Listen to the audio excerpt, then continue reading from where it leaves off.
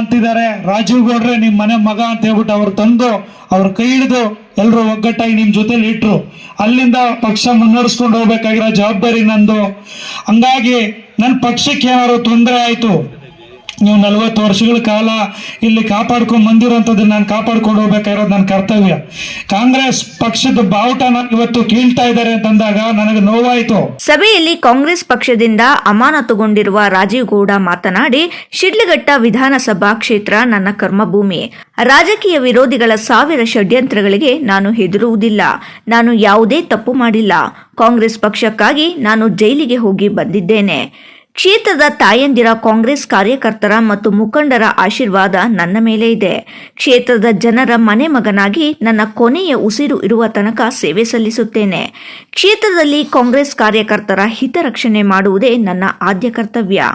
ಮುಂಬರುವ ಚುನಾವಣೆಯಲ್ಲಿ ಕಾಂಗ್ರೆಸ್ ಪಕ್ಷ ಶಕ್ತಿ ಏನೆಂಬುದು ತೋರಿಸುವುದೇ ನನ್ನ ಮುಖ್ಯ ಗುರಿ ಎಂದು ಘೋಷಿಸಿದರು. ಶಿಡ್ಲಘಟ್ಟ ನಗರದಲ್ಲಿ ಕಾಂಗ್ರೆಸ್ ಪಕ್ಷದ ಧ್ವಜ ಕಿತ್ತು ಹಾಕಿದರು ಎಂದು ಮಾಹಿತಿ ತಿಳಿದು ಸಹಿಸಲು ಸಾಧ್ಯವಾಗಲಿಲ್ಲ. ಇದರಿಂದಾಗಿ ಇಂತಹ ಪರಿಸ್ಥಿತಿ ಉದ್ಭವಿಸಿತು. ಇದಕ್ಕಾಗಿ ನಾನು ಸ್ವತಃ ಆಯುಕ್ತರಲ್ಲಿ ಕ್ಷಮೆಯಾಚಿಸಿದ್ದೇನೆ. ಮಹಿಳೆಯರ ಬಗ್ಗೆ ತನಗೆ ಅಪಾರವಾದ ಗೌರವ ಇದೆ. ಅವರ ತಾಯಿ, ಪತ್ನಿ ಕೂಡ ಮತ್ತು ಮಗಳು ಹೆಣ್ಣು ಆಗಿದ್ದಾಳೆ. ನಾನು ಮಾತನಾಡಿರುವ ಆಡಿಯೋ ಸಹ ತಿರುಚಲಾಗಿದೆ. ರಾಜಕೀಯ ವಿರೋಧಿಗಳ ಷಡ್ಯಂತ್ರದಿಂದ ಜೈಲಿಗೆ ಹೋಗಿ ಬಂದಿದ್ದೇನೆ. ಕಾಂಗ್ರೆಸ್ ಪಕ್ಷಕ್ಕಾಗಿ ಜೈಲಿಗೆ ಹೋಗಿ ಬಂದಿದ್ದೇನೆ ವಿನಃ ಯಾವುದೇ ರೀತಿಯ ಅಪರಾಧ ಮಾಡಿ ಅಥವಾ ಕಮಿಷನ್ ಹಣ ತಿಂದು ಅವ್ಯವಹಾರ ನಡೆಸಿ ಜೈಲಿಗೆ ಹೋಗಿಲ್ಲ. ನನ್ನ ವಿರುದ್ಧ ಪಿತೂರಿ ಮತ್ತು ಷಡ್ಯಂತ್ರ ನಡೆದಿದೆ. ಎಲ್ಲವೂ ದೇವರು ನೋಡುತ್ತಿದ್ದಾನೆ. ಯಾರು ನನ್ನ ಬಗ್ಗೆ ಷಡ್ಯಂತ್ರ ನಡೆಸಿದ್ದಾರೆ ಮತ್ತು ಕೇಡು ಆಗಬಹುದು ಕಲ್ಪನೆ ಮಾಡಿಕೊಂಡಿದ್ದಾರೆ, ಅವರಿಗೆ ಆ ದೇವರೇ ಪಾಠ ಕಲಿಸುತ್ತಾನೆ. ಇದು ಸತ್ಯ ಎಂದರು. ನನ್ನ ಸಂಕಷ್ಟದ ಸಂದರ್ಭದಲ್ಲಿ ಪಕ್ಷದ ಕಾರ್ಯಕರ್ತರು ಮತ್ತು ಮುಖಂಡರು ನನಗೆ ಸಹಕಾರ ಮತ್ತು ಬೆಂಬಲ ನೀಡಿದ್ದಾರೆ. ಅದಕ್ಕಾಗಿ ನಾನು ಜೀವಂತ ಕರೆಯಂತವಾಗಿ ತಮಗೆಲ್ಲ ಋಣಿಯಾಗಿರುತ್ತೇನೆ. ಕ್ಷೇತ್ರದಲ್ಲಿ ಕಾಂಗ್ರೆಸ್ ಪಕ್ಷವನ್ನು ಕಟ್ಟುವುದೇ ನನ್ನ ಮುಖ್ಯ ಗುರಿ. ಕಾಂಗ್ರೆಸ್ ಪಕ್ಷದ ಕಾರ್ಯಕರ್ತರ ಹಿತರಕ್ಷಣವೇ ನನ್ನ ಮೊದಲ ಆದ್ಯ ಕರ್ತವ್ಯ ಎಂದರು. ಕ್ಷೇತ್ರದಲ್ಲಿ ನಡೆದ ಘಟನೆಗೆ ನಾನು ಮತ್ತೊಮ್ಮೆ ಮಹಿಳೆಯರು, ಕಾಂಗ್ರೆಸ್ ಕಾರ್ಯಕರ್ತರು ಮತ್ತು ನಾಯಕರಲ್ಲಿ ಕ್ಷಮೆಯಾಚಿಸುತ್ತೇನೆ. ಕಾಂಗ್ರೆಸ್ ಪಕ್ಷವನ್ನು ಬೆಳೆಸುವುದೇ ನನ್ನ ಮುಖ್ಯ ಗುರಿ. ಅದಕ್ಕಾಗಿ ತಮ್ಮೆಲ್ಲರ ಸಹಕಾರ ಮತ್ತು ಬೆಂಬಲ ಬೇಕು. ಪ್ರತಿಯೊಂದು ಚುನಾವಣೆಯಲ್ಲಿ ಕಾಂಗ್ರೆಸ್ ಪಕ್ಷದ ಶಕ್ತಿ ಏನೆಂಬುದನ್ನು ನಾವೆಲ್ಲರೂ ಸೇರಿ ತೋರಿಸೋಣ ಎಂದರು. ಕಳೆದ 45 ವರ್ಷಗಳಿಂದ ಮಾಜಿ ಸಚಿವ ವಿ. ಮುನಿಯಪ್ಪ ಇಲ್ಲಿ ಕಾಂಗ್ರೆಸ್ ಪಕ್ಷವನ್ನು ಕಟ್ಟಿ ಬೆಳೆಸಿದ್ದಾರೆ. ಒಬ್ಬ ಸಾಮಾನ್ಯ ರೈತ ಕುಟುಂಬದಿಂದ ಬಂದವರಿಗೆ ಇಡೀ ರಾಜ್ಯದಲ್ಲಿ ಗುರುತಿಸುವಂತೆ ಕಾಂಗ್ರೆಸ್ ಕಾರ್ಯಕರ್ತರು ಮತ್ತು ಮುಖಂಡರು ಬೆಂಬಲ ನೀಡಿದ್ದಾರೆ. ಜೊತೆಗೆ ಅವರು ಆರ್ಥಿಕವಾಗಿ ಸದೃಢರಾಗಿದ್ದರೆ ಒಳ್ಳೆಯ ಸ್ಥಾನವನ್ನು ಹೊಂದಿದ್ದಾರೆ ಎಂದರು. ಕಾಂಗ್ರೆಸ್ ಪಕ್ಷ ನನ್ನ ಪಾಲಿಗೆ ತಾಯಿ ಇದ್ದಂಗೆ. ನಾನು ಎಂದಿಗೂ ದ್ರೋಹ ಮಾಡಿಲ್ಲ, ಮಾಡುವುದೂ ಇಲ್ಲ. ರಾಜ್ಯ ಕಾಂಗ್ರೆಸ್ ಸರ್ಕಾರದಿಂದ ಅನುದಾನ ತಂದು ಕ್ಷೇತ್ರದ ಅಭಿವೃದ್ಧಿಗೆ ಪ್ರಾಮಾಣಿಕವಾಗಿ ಸೇವೆ ಸಲ್ಲಿಸಿದ್ದೇನೆ. ತಂದ ಅನುದಾನದಲ್ಲಿ ಕಮಿಷನ್ ಪಡೆದಿಲ್ಲ. ಕ್ಷೇತ್ರದ ಅಭಿವೃದ್ಧಿಯೇ ಏಕೈಕ ಗುರಿ. ನಾನು ಎಂದಿಗೂ ಕಾಂಗ್ರೆಸ್ ಕಾರ್ಯಕರ್ತರು ಮತ್ತು ನಾಯಕರನ್ನು ಸ್ವಂತ ಲಾಭಕ್ಕಾಗಿ ಬಳಸಿಕೊಂಡಿಲ್ಲ ಮತ್ತು ಎಂದಿಗೂ ಹಾಗೆ ಮಾಡುವುದಿಲ್ಲ. ಮುಂಬರುವ ಸ್ಥಳೀಯ ಸಂಸ್ಥೆಗಳ ಚುನಾವಣೆ ಸಹಿತ ಎಲ್ಲಾ ಚುನಾವಣೆಗಳನ್ನು ಸಂಘಟಿತರಾಗಿ ಎದುರಿಸೋಣ ಎಂದು ಕರೆ ನೀಡಿದರು. ತನಕ ನಾನು ಮಾತು ಕೊಟ್ಟಿದ್ದೀನಿ. ಶಿಡ್ಲಘಟ್ಟ ವಿಧಾನಸಭಾ ಕ್ಷೇತ್ರದಲ್ಲಿ ನ್ಯಾಯಕ್ಕೋಸ್ಕರ, ಶಕ್ತಿಗೋಸ್ಕರ ಹೋರಾಟ ಮಾಡಕ್ಕೆ ನಮ್ಮ ಪಕ್ಷದ ಕಾರ್ಯಕರ್ತರು, ಮುಖಂಡರು ಒಟ್ಟಿಗೆ ಯಾವುದೇ ಎಂತ ತೊಂದರೆಗಳು ಬರಲಿ, ಈ ತರದ 100 ಬಂದರೂ ಕೂಡ ಎದುರಿಸಿ ನಿಮ್ಮೆಲ್ಲರ ಆಶೀರ್ವಾದ ಇದೆ.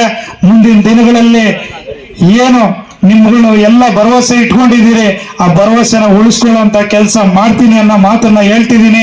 ಈಗ ಮುಂದೆ ಬರುವಂತ ಚುನಾವಣೆಗಳಿರ್ಬೋದು, ಏನು ನೀವೆಲ್ಲರೂ ಕೂಡ ನಂಬಿಕೆ ಇಟ್ಟಿದ್ದೀರಿ, ಆ ನಂಬಿಕೆನ ಉಳಿಸ್ಕೊಳ್ಳುವಂತ ಕೆಲಸ ಮಾಡ್ತೀರಿ. ಕಾಂಗ್ರೆಸ್ ಪಕ್ಷ ಯಾವತ್ತು, ಇವತ್ತೆಲ್ಲ ಯಾವತ್ತು 1000 ಸರಿ ಹೇಳ್ತೀನಿ, ಕಾಂಗ್ರೆಸ್ ಪಕ್ಷ ನನ್ನ ತಾಯಿ ಇದ್ದಂತೆ. ಆ ಪಕ್ಷನ ಮುನ್ನಡೆಸ್ಕೊಂಡು ಹೋಗೋದಕ್ಕೆ ಏನೆಲ್ಲ ನಾನು ಮಾಡ್ಬೇಕು ಆ ಕೆಲಸ ಮಾಡ್ತಿದ್ದೀನಿ. ಮುಂಬರುವಂತ ಯಾವ ಗ್ರಾಮ ಪಂಚಾಯತಿ ಚುನಾವಣೆಗಳಿರ್ಬೋದು, ಜಿಲ್ಲಾ ತಾಲೂಕು ಪಂಚಾಯತ್ ಚುನಾವಣೆಗಳಿರ್ಬೋದು, ಅವೆಲ್ಲ ನೀವೆಲ್ಲ ಏನು ನಂಬಿಕೆ ಇಟ್ಟಿದ್ದೀರಿ ನನ್ನ ಮೇಲೆ, ಅದನ್ನ ಇನ್ನೂ ಹೆಚ್ಚಿನ ಒಂದು ಜವಾಬ್ದಾರಿಯಲ್ಲಿ ನಿರ್ವಹಿಸ್ತೀನಿ ಅನ್ನೋ ಮಾತನ್ನು ಹೇಳ್ತಾ ಇದ್ದೀನಿ. ಏನೇ ಆಗ್ಲಿ, ನಾನು ಉಸಿರು ತನಕ ಬದುಕಿದ್ರು ಇಲ್ಲ, ಸತ್ರು ಇಲ್ಲ, ನಾನು ಶಿಡ್ಲಘಟ್ಟ ವಿಧಾನಸಭಾ ಕ್ಷೇತ್ರದಲ್ಲಿ ಇದ್ದೇ ಇರ್ತೀನಿ. ಇಲ್ಲಿ ನಿಮ್ಮ ಒಂದು ಮನೆ ಮಗನಾಗಿ ಉಳ್ಕೊಳ್ತೀನಿ.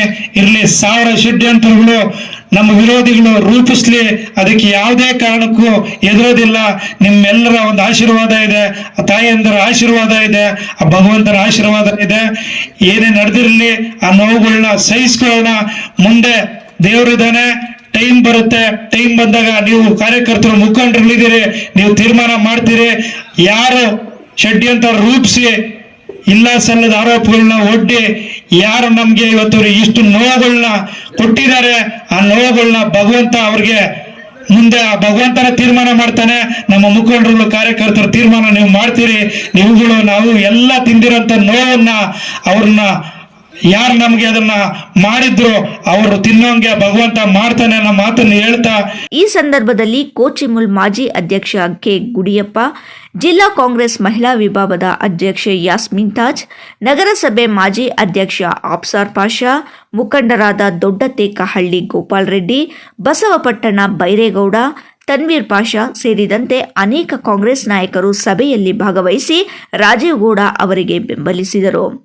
ರಾಜೀವ್ ಗೌಡ ಅವರನ್ನು ಕಾಂಗ್ರೆಸ್ ಪಕ್ಷದಿಂದ ಅಮಾನತುಗೊಳಿಸಲಾಗಿದೆ ಎಂಬುದು ಗಮನಾರ್ಹ. ಇದರ ಹೊರತಾಗಿಯೂ ಅವರು ಎಬಿಡಿ ಕಚೇರಿಯಲ್ಲಿ ತಮ್ಮ ಬೆಂಬಲಿಗರು, ಕಾಂಗ್ರೆಸ್ ನಾಯಕರು ಮತ್ತು ಕಾರ್ಯಕರ್ತರ ಸಭೆಯನ್ನು ಕರೆದರು.